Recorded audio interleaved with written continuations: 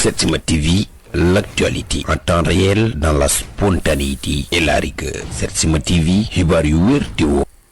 jërë ngeen jëf mbokkentono ci saa su nekk seen mbégte suñu bànneex ni ngeen ko bëggee lañu koy defee ak yéen mbokkentono te di leen jaajëfal saa su nekk rek li ngeen bëgg ci information dina leen ko jox ba mu mat sëkk mbokkentono ti dañuy ñëw ci xibaar yi ak ki nga xamante ni moom moo di Es Mballo mi nga xamante ni bi ku ne xam na ne jamono yi passé moom la ñu fekk fële ca Wakaam néegam mu daal di pendre boppam moom mi nga xamante ni moom moo di Es Mballo nekk fi nga xamante ni moom moo di si université bu Ndakaaru Ndiaye Jal Diop moom nag ginnaaw ba ñu souhaité ba sonn xamuñu lan moo tax mu daal di xaru autopsie bi nag daal di nay génnee lan moo waral mu daal di xaru moom bu ñu ñëwaatee ci ki nga xamante ne bi moom moo di Es Mballo moom nag ba ñu defee ci ay reportage foofee ca université bi xamal nañu ne kat moom xale la woon bi nga xamante ne bi bëgg na jàng lool respecté li nga xamante ne bi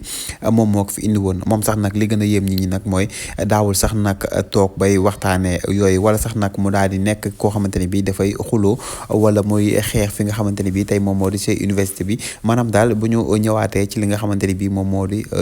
bu ñu sukkandikoo ci élèves yi ñu ngi ñuy xamal ne kat moom Es Mballo moomee nekkoon fële ca université bu Ndakaaru moom sax nag nee nañ ñu nekk na ki nga xamante ni bii respecté wu lu dul li nga xamante ni moom moo di jàngam ñenn ñi ne ñoom ba ñu déggee sax rumeur yi dañoo yaakaaroon ne sax ca biir université bi la gaañoo ndekete foofee ca néegam fa la xaroo mbokk yi ba ñu defee li nga xamante ni bii moom moo di autopsie bi retrouvé nañ ne ki nga xamante ni bii moom moo di Es Mballo dafa xaru ki ñu ko xamal nag mooy suñuy naataangoo yi nga xam te ñoom ñoo di waa Seneweb mbokk yi ca biir loolu nag gis nañ ne moom moomee sax muy Es Mballo dafa jàppoon ëmb loolu moom moo tax mu daal di xaru en tout cas daal autopsie bi génn na lu ci mënti am daal ci ay avancement nañ leen ci indil ba mu leer nañ fii rek lay xewee sur Setsima TV mbokk internet ci saa su nekk seen mbégte suñu bànneex ba tax na ni ngeen ko bëggee rek la ñu koy defee ak yéen jërë ngeen jëf fii ci Setsima TV mbokk internet yi.